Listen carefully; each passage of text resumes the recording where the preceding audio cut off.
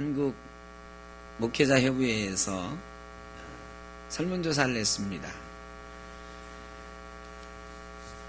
기독교를 더 적게 신뢰하게 되었다라고 응답한 사람, 비기독교인 중에 당신은 기독교를 더 신뢰하게 되었습니까? 덜 신뢰하게 되었습니까?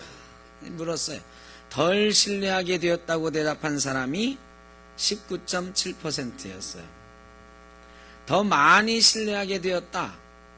이건 좋은 거죠? 4.8%밖에 되지 않았습니다. 이게 2012년도예요. 2012년도에 더 많이 신뢰하게 되었다 4.8, 더 적게 신뢰하게 되었다 19.7이었는데 5년이 지난 해에 한 목협에서 똑같은 질문을 던져봤습니다.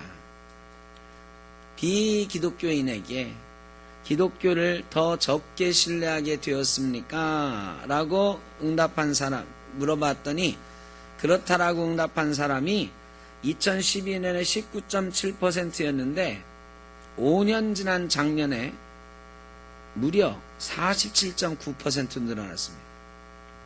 5년 동안 기독교를 요만큼 신뢰하다가 더 적게 신뢰하게 되었다라고 대답한 사람이 거의 50%예요. 5년 만에 우리가 예수 안 믿는 사람의 반은 까먹었어요. 기독교를 덜 신뢰하게 됐다. 그러면 더 많이 신뢰하게 되었다는 사람은 2.6%에 불과했습니다. 반토막 났습니다. 그나마 4.8%였던 게 2.6%로 감소하고 말았어요. 5년 만에 싫어하는 사람은 2배 이상 늘어나고 좋아하는 사람은 반 이상 줄었어요. 5년 만에. 앞으로 5년 뒤에는 어떻게 될까요, 여러분?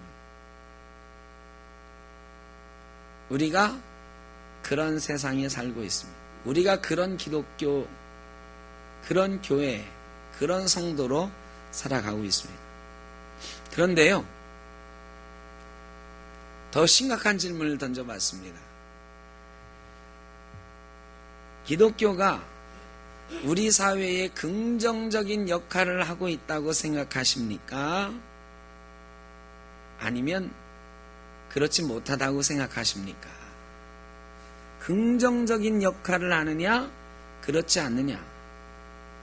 긍정적인 역할을 하지 못한다에 몇 표? 긍정적인 역할을 하지 못한다에 79.3%. 80%가 교회가 긍정적인 역할을 하지 못한다고 답을 했어요. 그런데요, 여러분, 긍정적인 역할을 하지 못하는 사람은 어떤 모임에서 영향력을 많이 끼치면 됩니까? 안 됩니까? 예? 아니, 긍정적인 역할을 못해. 그 사람은 뭐 하면 사고쳐. 그런 사람 일을 많이 해야 돼요? 적게 해야 돼요? 교회가 이 사회에 긍정적인 역할을 끼치지 못한다고 80%가 대답했는데, 문제는 그럼 기독교가 이 사회에 영향력을 많이 끼치고 있다고 생각합니까? 이 질문에는 67.7%가 그렇다 대답했어요. 이거 심각합니다. 세상 사람들이 우리를 뭐라고 생각하느냐? 아유, 믿을 게 못 된다 생각하는 사람이 50%. 그 다음에 우리 사회에 별로 좋은 역할을 못하는 존재다 80%. 그런데 내가 좋아하지도 않고 믿지도 않고 우리 사회에 긍정적인 역할을 하지도 못하는데 영향력을 많이 끼치고 있다 67%. 여러분, 이거 비극이잖아요. 그냥 교회가 아무런 영향도 안 끼치고 있으면 좋겠는데 부정적인 이미지를 가진 교회가 영향력은 어떻다? 크다. 이게 한국 사회가 교회를 바라보는 눈이에요. 이게 우리 현실입니다. 이게 지난해에 목회자들이 조사한 비기독교인들에게서 나온 대답이에요. 그런 사회 속에서 우리 교회의 미래는 결코 밝지 못합니다. 우리 센터교회의 미래도 마냥 낙관하기만은 어렵습니다. 청소년들이 예수 믿는 비율이 점점 줄어가고 있습니다. 어른들은 그나마 옛날 신앙을 유지하는 경우가 많이 있는데 아이들은 교회 나오지 않습니다. 신앙을 가지고 자라는 아이들 찾아보기 어렵습니다.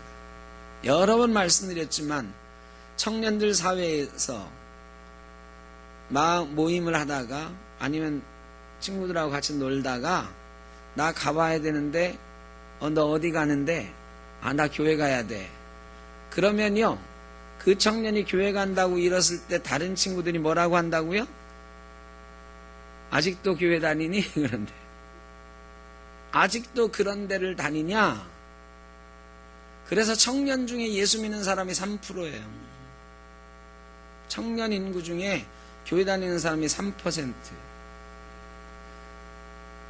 앞으로 30년 뒤의 교회가 어떻게 될 것인가 심각한 염려를 하지 않을 수가 없습니다. 우리는 이런 세상 속에서 어떻게 살아가야 될까? 예전에 불교는 조선시대 때 숭유억불 정책이라고 불교를 억압하는 정책을 쓰니까 어떻게 했어요? 다 산속으로 숨어 들어갔습니다. 그래 절들이 다 산으로 가게 된 게 이 조선시대예요. 사람들이 우리를 싫어하니까, 나라가 우리를 싫어하니까 우리는 그럼 산속으로 가겠다 해서 간 게 절이에요. 그전에는요 다 도성에 있었습니다. 경주, 개성 이런 수도에 큰 절들이 다 있었어요. 근데 조선시대에 다 산속으로 들어간 거죠. 여러분 우리도 죄송합니다만 머리 깎고 산으로 들어가야 될까 이제? 세상 사람들이 보기 싫다잖아. 교회 보기 싫다잖아요. 그런데 예수님께서는 말이죠 우리에게 가라 그렇게 말씀하셨어요. 세상 속으로 가라. 오늘 읽은 말씀에 보면 예수께서 모든 도시와 마을에 두루 다니사 그들의 회당에서 가르치시며 천국 복음을 전파하시며 모든 병과 모든 약한 것을 고치셨다 그랬어요. 예수님은 산속에서 기도하신 분이 아니에요. 때로는 산에 가서 기도하셨지만 기도하시고 이 성령 충만하셔서는 어디로 가셨어요? 마을로 도시로 가셨어요. 가셔서 말씀을 가르치시고 전파하시고 모든 병을 고치시고 약한 것을 고치셨어요. 그리고 제자들에게도 말씀하셨어요. 내가 너희를 세상 속으로 보낸다고 말씀하셨어요. 내가 너희를 세상 속에 보내는 것이 불안하고 어려운 일이지만 그래도 보낸다고 말씀하셨고 마지막 하늘로 올라가시면서도 가서 모든 족속으로 제자를 삼으라고 말씀하셨어요. 지금도 예수님께서는 우리를 향해서 세상 속으로 가라 말씀하고 계시는 줄로 믿습니다. 여러분 근데 여러분이 누군가를 싫어해. 쟤 좀 옆에 없었으면 좋겠어. 그런데 걔가 나를 좋다네. 그래 매일 편지 보내고 선물 들고 오고 찾아와요. 여러분 좋아요 나빠요? 좋아요? 나는 쟤 굉장히 싫은데 내가 너무너무 싫어하는 애가 자꾸 나 좋다고 쫓아와. 매일 집 앞에서 기다려. 여러분 그거 참 괴로운 일이잖아요. 우리가 전도지 들고 나가보면 어떻습니까 여러분? 요즘 그래서 우리 전도지 돌릴 때 그냥 돌리지 않고 어떻게 돌려요? 사람들이 버리지 않을 거에 껴가지고 휴지, 쓰레기 봉투 하여간 선물을 끼워서 줘요. 그렇게 줘도 받을까 말까 해. 전도지만 달랑 가지고 예수 믿으세요 이러면 사람들이 싫어하는 티가 너무나. 전도하기 참 어렵습니다. 세상 사람들 속으로 가는 일이 참 어려워요. 그런데 예수님은 마을과 도시로 다니면서 사람들에게 가르치시고 전파하시고 병 고치시면서 그들과 함께 살아가셨습니다. 여러분 우리는 두 딜레마 속에 있으며 두 가지 사이의 딜레마에 놓여 있어요. 여러분 예수님이 가라고 하시는 이 명령에 순종할 것인가?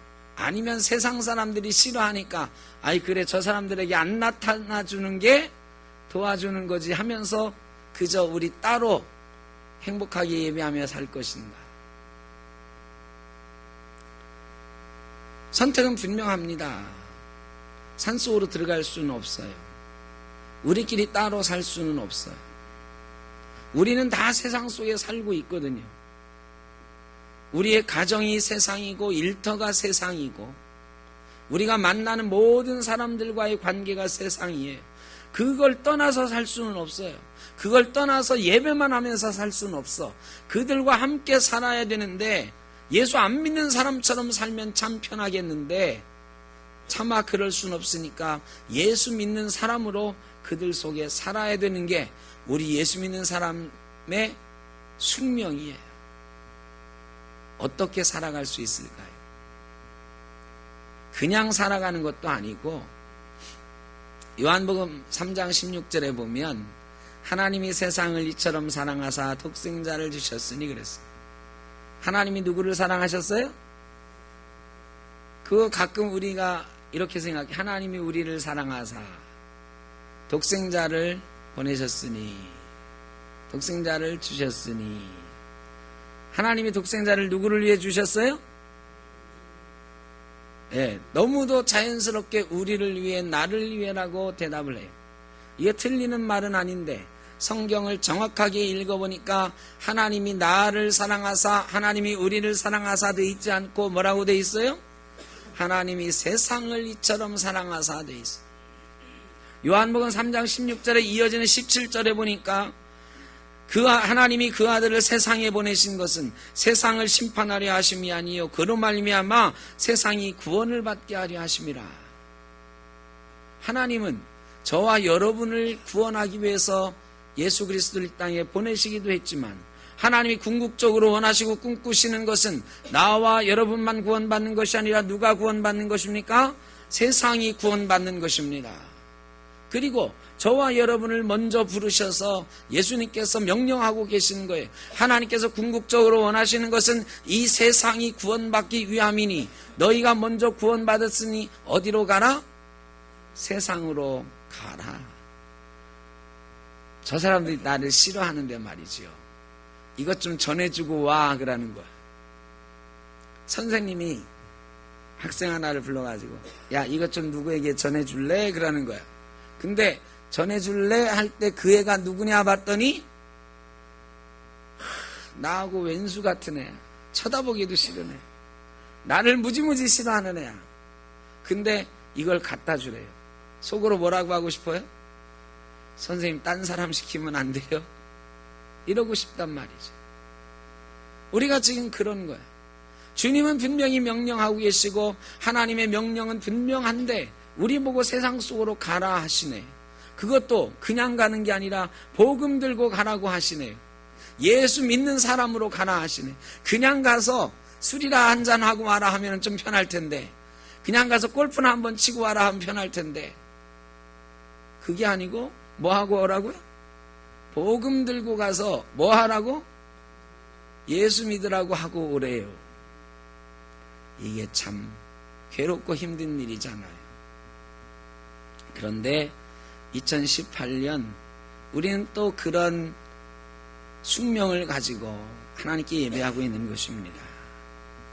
우리만 예배하고 행복하면 좋겠는데 예배가 끝나면 세상 속으로 우리는 나가야 돼요. 우리 총회에서 금년도 표어를 거룩한 교회 다시 세상 속으로 라고 정했습니다. 여러분 세상이 우리를 싫어한다고 우리도 그러면 따로 살자 하면 교회 역사는 기대하기 어렵습니다. 교회 미래는 없습니다.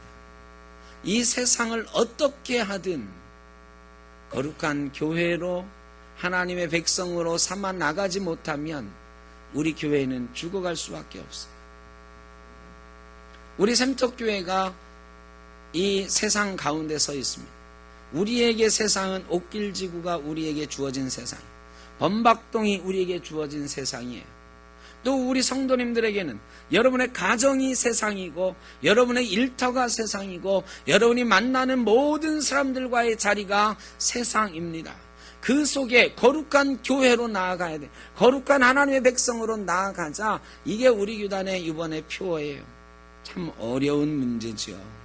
그런데 이 세상 속으로 가지 못하면, 세상 속에 거룩한 교회로, 거룩한 백성으로, 거룩한 하나님의 자녀로 서지 못하면, 여러분, 우리의 가정이 대를 이어 믿음 생활을 할 수 있겠습니까? 우리 가문이 대를 이어 예수 믿는 가문 되겠습니까? 여러분의 자녀손들이 대를 이어 이 샘톡교회를 하나님의 교회로 세워가겠습니까? 이 땅의 교회들을 대를 이어 세워가겠습니까? 꿈은 다 그렇게 꾸는데 우리가 세상 속으로 다가서지 못하면, 복음 들고 나가지 못하면 우리 가정의 미래도 우리 교회의 미래도 없는 것입니다. 그래서 우리는 2018년에도 괴롭고 힘들지만 나아가야 됩니다. 괴롭고 힘들어도 예수 믿는 사람으로 살아가야 됩니다. 세상에서 예수 믿는 사람으로 드러내면서 살아가야 됩니다. 어떤 사람들은 그러잖아요. 나 교회 안 다니는 척 하면서 살잖아요. 여러분은 예수 믿는 척 하면서 사시죠? 근데 예수 믿는 사람 중에 예수 믿는 척 못하면서, 아닌 척 하면서 하는 사람도 꽤 많다니까요. 투캅스라는 영화 옛날에 있었잖아요. 박중훈이하고 안성기 나온. 안성기가 선배 형사인데 신임 형사가 왔잖아요. 근데 이 선배 형사가 온갖 나쁜 짓은 다 하는 사람이거든. 그런데 어느 날 이 선배 형사인 안성기가 이 경찰서에서 전화를 하는 거예요. 어디다 전화를 할까 보니까 목사님하고 통화를 하는 거예요. 아, 예, 목사님 알고 있습니다. 예, 제가 꼭 가야죠. 네, 오늘 기도 기억하고 있습니다. 그날 수요예배 기도 순서를 맡은 거예요. 박중훈이가 옆에서 이렇게 듣고 있다 보니까 뭐라고 그래요? 그 대사를 잊어먹진 않아요. 선배님 교회 다니세요? 그러니까 안성기가 뭐라고 하냐면, 나 집사야.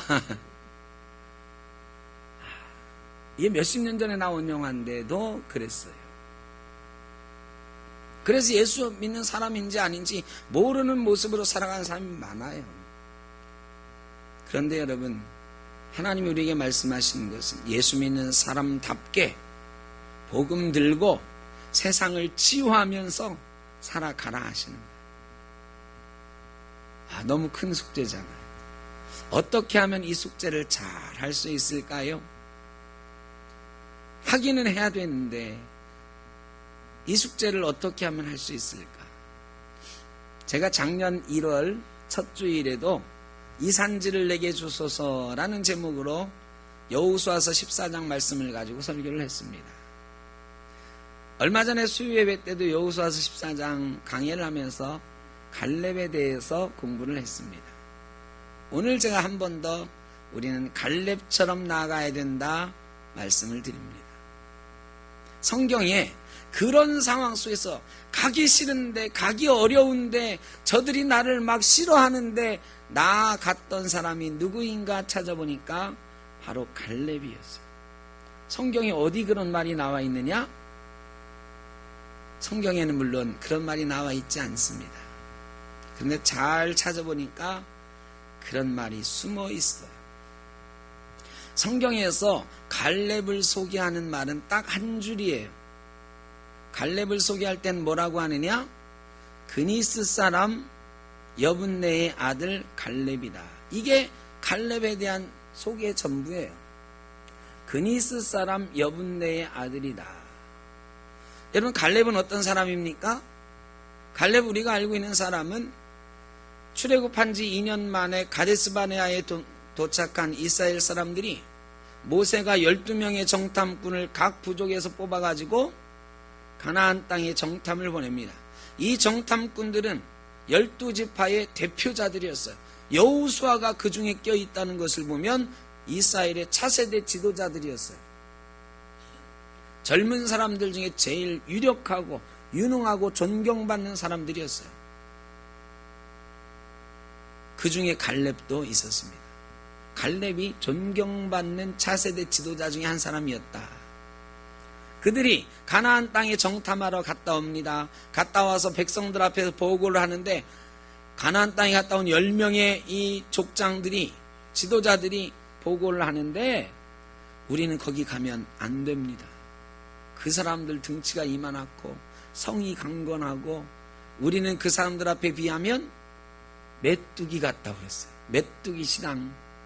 우리는 그들 앞에 비하면 메뚜기 같다.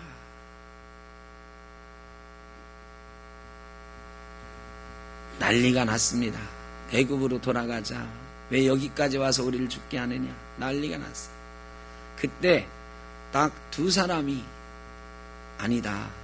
하나님이 저 땅을 우리에게 주셨으니 우리가 가서 싸우면 능히 이길 것이다 라고 말했던, 하나님 편에 섰던 딱 두 사람이 있었는데 두 사람이 바로 여호수아와 갈렙이었습니다. 그런데도 이스라엘 백성들은 나머지 10명의 말을 듣고 왜 우리를 여기까지 데려왔냐고 하나님을 원망하고 모세를 죽이려고 했습니다. 하나님께서 화가 나셔서 그들을 38년 동안 광야에서 뺑뺑 돌게 하셨고 20살 이상 된 사람은 다 죽게 만들으셨어요. 200만 명 이스라엘 사람들 중에 20살 넘었던 사람 중에 가나안 땅에 들어간 사람은 딱 2명밖에 없는데 그 2명이 누구냐면 여호수아와 갈렙이었습니다. 갈렙은 위대한 지도자였어요. 위대한 하나님의 군사였고 위대한 하나님의 사람이었습니다. 그런데요, 이 사건 이후에 성경에서 갈렙에 대한 이야기가 하나도 안 나와. 누구 이름만 나오냐면 여호수아만 나와. 갈렙은 그 위대한 지도자 200만 명 중에 딱 20살 이상 중에 2사람 살아남아 가나안 땅에 들어갔던 갈렙, 이 위대한 지도자의 이름은 성경에서 사라졌어요. 여호수아만 1인자로 남고 갈렙은 영원한 2인자, 아니 이름도 없는 존재로 잊혀져 갔습니다. 왜 그랬을까? 물론 여호수아를 하나님이 지도자로 세우셨어요. 여호수아를 지도자로 택하신 이유가 있겠지요. 갈렙은 위대한 사람이었지만 이스라엘 백성 전체의 마음을 얻어가기에는 뭔가 흠결이 있는 사람이었어요. 그 흠결이 뭐였을까요? 그니스 사람이라는 데 있었습니다. 이 그니스 사람이라고 할 때 이 그니스는 어떤 데는 그나스라고 되어 있어요.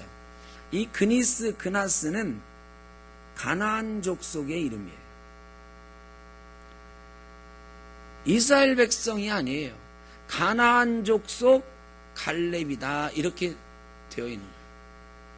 출애굽할 때 잡다한 족속이 같이 출애굽했거든요. 출애굽에 노예로 잡혀왔는데 히브리인과 섞여 살던 사람들이 있었어요. 출애굽하니까 어디로 간다 하니까 가나안 땅으로 간다 하니까 우리도 우리 고향으로 가자 하면서 나왔던 사람들이지.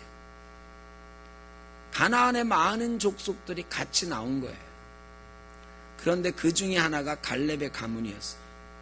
갈렙의 가문이 어떻게 해서 애굽의 노예로 끌려왔는지 모르나 애굽에 끌려왔던 노예가 히브리 사람들을 만나게 되고 히브리 사람과 같이 살게 되고 이 430년이니까 얼마나 같이 살았는지 모르지만 100년, 200년 살다 보니까 그 가문이 이스라엘 가문이 된 거예요. 그들도 하나님을 알게 된 거고 우리도 하나님 섬기겠다고 개종하겠다고 말하니까 이스라엘 사람들이 받아준 거죠. 그래서 이 그니스 사람인 여분네라고 하는 사람도 이스라엘 사람이 되었습니다. 이스라엘 사람이니까 어떤 지파에 들어가야 되잖아요. 호적을 만들어줘야 되잖아요. 호적을 만들어주는데 유다 지파의 호적에 넣어준 거예요. 그래 그니스 사람 여분네는 원래 가나안 족속이었지만 이렇게 이스라엘 사람이 되어서 유다 지파의 호적을 갖게 된 사람. 갈렙은 이방 사람이에요. 더 정확하게는 에돔 족속 중에 하나입니다. 그러니까 갈렙이 아무리 뛰어나도 지도자가 될 수는 없었어요. 그 당시 상황으로는 여호수아를 밀어내고 지도자 될 수가 없었어요. 오히려요, 갈렙이 어릴 때부터 어떻게 자랐을까요? 온갖 냉대와 멸시를 받으면서 자랐어요. 우리 70년대에 많이 쓰던, 제가 어릴 때 많이 쓰던 말이 있어. 혼혈할 뭐라고 그랬어요? 튀기. 이 튀기라는 뜻이 뭔가? 섞여 있다, 온전치 못하다, 어쩌다가 툭 튀어나온 존재다. 여러분, 튀기 하면서 친구들을 어떻게 했어요? 놀렸잖아요. 같은 사람 대접 안 해줬잖아요. 그런 때가 있었어요. 요즘은 별로 그러지 않지만. 갈렙이 유대 지파에 들어가긴 했지만 그런 대접 받으면서 살았던 사람. 얼마나 많은 눈물을 흘렸을까요? 얼마나 괴로운 삶을 살았을까요? 그런데요, 이 갈렙은 그런 와중에도 하나님을 붙들었습니다. 하나님을 온전히 쫓았다 그랬어요. 40살의 정탐꾼으로 다녀올 수 있을 만큼 성장했어요. 사람들이 그를 유대지파의 대표로 인정해 주었어요. 그래서 정탐하고 하나님 편에 섰는데 하나님은 여호수아를 선택하시고 갈렙은 나 몰라라 하시네. 그러면서 뭐라고 하시느냐? 나중에 네가 오늘 정탐하고 온 땅, 그 땅을 너에게 주겠다. 그게 얼마나 걸렸는지 아세요? 광야에서 38년을 지났어요. 가나안 땅에서 전쟁을 시작했는데 큰 전쟁이 7년 걸렸어요. 아직 전쟁이 끝나지 않았지만 큰 싸움은 끝났을 때 갈렙이 여호수아 앞에 나아갑니다. 하나님이 약속했던 그 땅을 내게 주십시오. 이때 갈렙의 나이가 몇 살이었느냐? 85세였습니다. 40살에 그 약속 하나 받았어요. 그 약속 하나 받고 하나님이 내게 땅을 주시겠단다. 이방인인 내가 유대지파의 일원이 되었고 이방인인 내가 하나님이 내게 주시는 땅이 생긴단다. 이 꿈을 가지고 45년을 한결같이 하나님만 바라보며 살아왔어요. 어느덧 늙었습니다. 여호수아 앞에 가서 말하죠. 내가 85세로 늙었지만 하나님이 오늘날까지 나를 살게 하셨습니다. 아직도 내게 힘이 있습니다. 하나님의 은혜입니다. 하나님이 내게 약속하셨던 땅, 이제 내가 가서 정복하게 해주십시오. 정복해 달라는 것도 아니에요. 내가 정복하겠습니다. 그 땅은 아낙 사람이라고 하는 거인 자손이 살고 있는 성읍이 견고한 땅이지만 하나님이 내게 함께 하시면 내가 능히 그들을 물리치고 그 땅을 차지할 수 있을 것입니다. 여러분, 이게 갈렙이었습니다. 45년을 그 약속 하나 믿고 기다렸던 사람. 85세에도 내가 능히 하나님이 함께 하시면 그 땅을 차지할 수 있습니다. 이 산지를 내게 주소서 라고 말했던, 하나님을 온전히 쫓았던 사람, 그 사람이 바로 갈렙이었습니다. 그 땅을 내게 주소서. 이 산지를 내게 주소서. 그날엔 주께서 말씀하신 이제 내가 주님의 이름으로 그 땅을 취하리니. 이제 내가 주님의 이름으로 그 땅을 취하겠습니다. 여러분, 하나님께서 오늘 우리에게 말씀하십니다. 그 땅을 내가 너에게 주겠노라. 여러분의 가정이 꿈꾸는 땅을 하나님이 주실 줄로 믿습니다. 우리가 꿈꾸는 이 옥길지구 범박동을 하나님께서 우리 샘터교회에 주실 줄로 믿습니다. 여러분 인생에서 여러분이 꿈꾸는 땅 하나님이 주실 줄로 믿습니다. 누구에게 주느냐? 약속을 믿고 주의 이름으로 나가는 이에게 주실 줄로 믿습니다. 세상으로 나가는 일이 어렵습니다. 예수 믿는 사람으로 2018년 살아내는 일이 보통 어려운 일이 아닐 것입니다. 그러나 약속을 믿고 예수의 이름으로 나아가는 사람은 바로 그 땅을 차지하게 될 줄로 믿습니다. 그리고 우리는 하나님의 나라를 우리가 사는 모든 삶의 자리에서 이루어낼 수 있게 될 것입니다. 환경을 탓하지 마십시오. 사람들이 전도할 때 너무 싫어해서 전도하기 힘들어요. 여러분 탓하지 마십시오. 그저 우리가 그런 환경 속에서 살아가고 있지만 하나님께서 우리와 함께 하시면 우리가 능히 그 땅을 차지할 수 있으리라. 갈렙처럼 그 땅을 향해서 세상 속으로 나아가시기를 주의 이름으로 축복합니다. 나아가시면 차지하게 되실 것입니다. 나아가면 정복하게 되실 것입니다. 나아가면 하나님의 백성으로 하나님 나라를 이루는 2018년이 되실 것입니다. 여러분 두려워하지 말고 주저하지 말고 달려가시기를 바랍니다. 사마천이라는 사람이 쓴 사기에 보면 한 나라의 장군이었던 한신이 나오는데 한신이 유명한 말을 하나 남겼습니다. 망설이는 호랑이는 벌보다도 못하다. 호랑이가 어떤 사냥감을 앞에 놓고요 망설여요. 망설이는 호랑이는 아무 쓸모가 없다. 벌보다도 못한 존재다. 여러분 우리는 하나님의 백성입니다. 하나님이 능력으로 함께 하십니다. 하나님이 약속으로 함께 하십니다. 그러나 앞으로 나아가라고 하는, 세상 속으로 가라고 하는 하나님의 명령 앞에서 주저한다면 예수 안 믿는 사람보다 나을 게 뭐가 있겠습니까? 여러분 우리는 가진 것도 별로 없습니다. 건강이 좋지도 못할 수도 있습니다. 물질이 연약할 수도 있습니다. 나이가 많아서 힘이 없을 수도 있습니다. 그러나 여러분 하나님께서 우리에게 능력 주시고 가라 하실 때 주저함 없이 나아가면 우리가 딛는 땅을 우리가 차지하게 될 것입니다. 2018년 복음으로 믿음으로 하나님의 말씀 들고 예수 이름 들고 여러분의 인생의 땅을 차지하시는, 여러분의 꿈의 땅을 차지하시는, 복음의 땅을 차지하시는 저와 여러분 되시기를 주의 이름으로 축원합니다. 기도하겠습니다. 사랑의 아버지 하나님 감사합니다.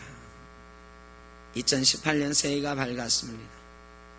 그러나 이 새해에 많은 꿈을 꾸고 하나님을 생각하며 출발하지만 예수 믿는 사람으로 사는 것이 쉽지 않아 보입니다. 그럼에도 우리에게 가라 하시니 떠나겠습니다. 2018년을 향하여 우리의 세상을 향하여 떠나겠습니다. 이 옥길지구를 향하여 범박동을 향하여 우리의 가정을 향하여 가문을 향하여 우리의 일터를 향하여 예수 이름 들고 믿음으로 떠나가겠습니다. 갈렙처럼 망설임 없이 떠나가겠습니다. 주님 선한 능력으로 우리를 감싸주시고 주의 이름 들고 나아가는 모든 주의 자녀들이 갈렙처럼 그 땅을 차지하는 2018년 되게 하여 주옵소서. 예수님의 이름으로 기도하옵나이다. 아멘.